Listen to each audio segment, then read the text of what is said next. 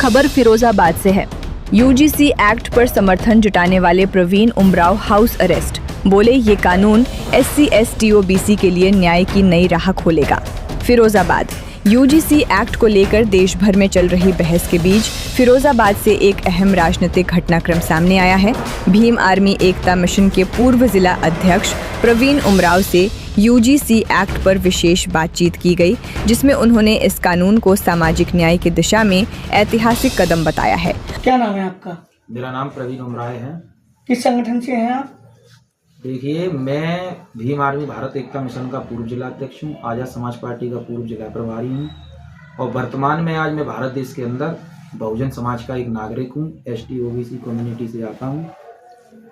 अच्छा, आज आपको हाउस अरेस्ट किया गया है, किन कारणों के चलते आपको हाउस अरेस्ट किया गया?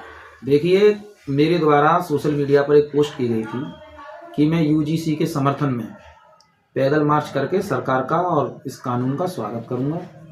जिला मुख्यालय पर राष्ट्रपति जी को ज्ञापन दूंगा कि सरकार ने इस देश के अंदर जो जातिवाद नाम का कैंसर इस देश के अंदर सदियों से पनप रहा था, उसके ऊपर वैक्सीन तैयार करने का काम किया है।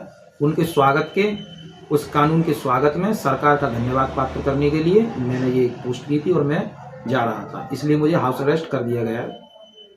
तो हाउस अरेस्ट के बारे में कुछ कहना चाहेंगे? क्या आपको रोका गया है या ये कोई साजिश के चलते आपको हाउस अरेस्ट किया गया है? देखिए, पुलिस प्रशासन जो फिरोजाबाद का प्रशासन है, बहुत ही महत्वपूर्ण तरीके से फिरोजाबाद के अंदर शांति बनाए रखना चाहता है और हम भी फिरोजाबाद के नागरिक हैं। हम भी नहीं चाहते हैं कि फिरोजाबाद के अंदर अशांति हो। प्रशासन अपना काम कर रहा है, हम अपना काम कर रहे हैं। अब दबाव में कर रहे हैं, कैसे कर रहे हैं, ये उनका व्यक्तिगत विषय है। अच्छा, यूजीसी एक्ट का क्या कारण है जो लोग विरोध कर रहे हैं? इसके SC OBC ST को क्या लाभ मिलेंगे जिसके कारण ये लोग?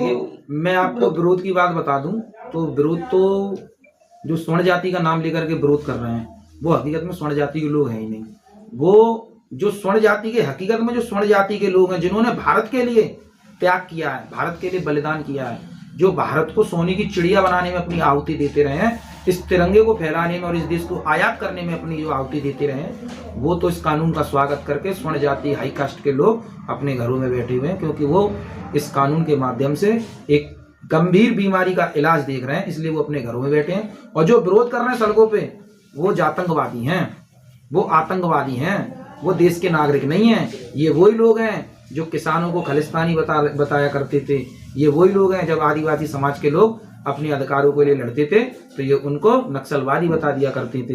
ये जब दलित इस देश के अंदर अपने अधिकार मांगता है, इस देश के अंदर पिछड़ा अपने अधिकार मांगता है, अब इस देश के अंदर महिलाएं अपना अधिकार मांगती हैं, तो ये हिंदू कोड बिल का विरोध कर देते हैं। ये ब्रोद एंड कंपनी है और कुछ नहीं है।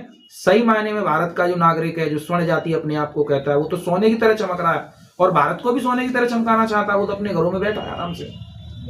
अच्छा, SC ST OBC को यूजीसी एक्ट के जरिए क्या लाभ मिलने वाला है? देखिए, जिससे उन लोगों में समर्थन है। UGC जो एक्ट है, यूनिवर्सिटी ग्रांट कमीशन जो है, वो अभी की नहीं है, पहले की है, लेकिन अभी 13 जनवरी 2026 में संशोधित कर दी गई। संशोधित इसलिए कर दी गई क्योंकि भारत के अंदर विश्वविद्यालयों में, कॉलेजों में आत्महत्या के प्रकरण सबसे ज्यादा बढ़ कर गया है। जब उस रिपोर्ट को, उसका संज्ञान लिया गया, तो उसमें यह निकल के आया कि ST ST OBC के लोग सबसे ज्यादा आत्महत्या जातिगत भेदभाव, लिंग भेदभाव, महिला भेदभाव, रंग भेदभाव के कारण कर रहे हैं। तो ये तो सरकार का सराहनीय काम है। इस काम को तो सरकार को 10-20 साल पहले ही कर देना चाहिए था, लेकिन लेट आए दुरुस्त आए। हम इसका स्वागत कर रहे हैं और लाभ तो ये मिलेगा, जिस तरीके से मैंने कल भी आपके चैनल के माध्यम से कहा था कि रोहित मेहुला हमारे बीच में नहीं रहे, पल्लवी तावड़ी हमारे बीच में नहीं रही, शैलेंद्र संकवार हमारे बीच में नहीं रहे, तमाम ऐसे अधिकारी, अभी एक पटेल जी थे हरियाणा के, उन्होंने जातिगत भेदभाव कर लिया, एक IPS अफसर ने गोली मार ली अपने में। तो इतनी बड़ी गंभीर बीमारी का इलाज सरकार ने कर दिया, तो इसलिए स्वागत के पात्र हैं। अब लाभ तो हमको ये मिलेगा क्योंकि इन परिंदों के पंख लग जाएंगे। भाई, दलित शोषित वंचित समाज के लोग अब विद्यालयों में पढ़ेंगे, इनके साथ उत्पीड़न होगा तो कार्रवाई होगी। विरोध तो इस चीज का है कि कार्रवाई होगी, तो जो दुष्ट प्रगति के लोग हैं, जो घर से ही ट्रेनिंग लेके आते हैं कि हमें जातिवाद करनी है, भेदभाव करना है, उनके लिए दुख का कारण है। और मैं उन लोगों को आपके चैनल के माध्यम से बता दूं, मैं उन लोगों को भी ढूंढ रहा हूं जो कहते थे कि 36 बिरादरी का भाईचारा है, जो कहते थे कि हम किसी से भेदभाव नहीं करते हैं, हम किसी से जातिवाद नहीं करते हैं, तो भाई जब आप भेदभाव जातिवाद करते नहीं है तो इस कानून से क्यों डर रहे हैं? और आपने एक कानून के आने के बाद अपने 10 साल की दोस्ती तोड़ दी, आपने एक कानून के आने के बाद 15 साल का प्यार छोड़ दिया।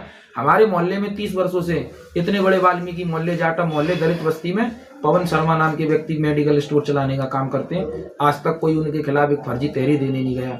आप फर्जी मुकदमों की बात करते, कैसे लग जाएगा फर्जी मुकदमा? पुलिस है, जांच है, जांच कमेटी है, कैसे लग जाएगा? लेकिन ये पूरे देश के अंदर गलत वे फैलाने का काम कर रहे हैं, गलत हवा बनाने का काम कर रहे हैं। अच्छा, तो क्या लग रहा है आगे आप इस तरीके का सरकार का समर्थन करने के लिए तैयार होंगे? देखिए, सरकार का जो निर्णय है वो स्वागत योग्य है। हमको आज पुलिस ने हाउस अरेस्ट किया है, कुछ परेशानियां रही होंगी, इसका मतलब ये नहीं है कि हम अपने घरों में बैठे हैं या डर गए हैं। आज नहीं तो कल हमने जो अपने जवान से कह दिया, क्योंकि हम डॉक्टर अंबेडकर को मानने वाले हैं और चंद्रशेखर आजाद जी के सिपाही हैं। हमको चंद्रशेखर आजाद जी ने डरना तो बिल्कुल नहीं सिखाया है, और जो हमारी भूमिका है वो हम निभाएंगे। पुलिस प्रशासन अपना काम करेगी, हमको अपना ज्ञापन देना है, आज नहीं तो कल देंगे, पर देंगे जरूर।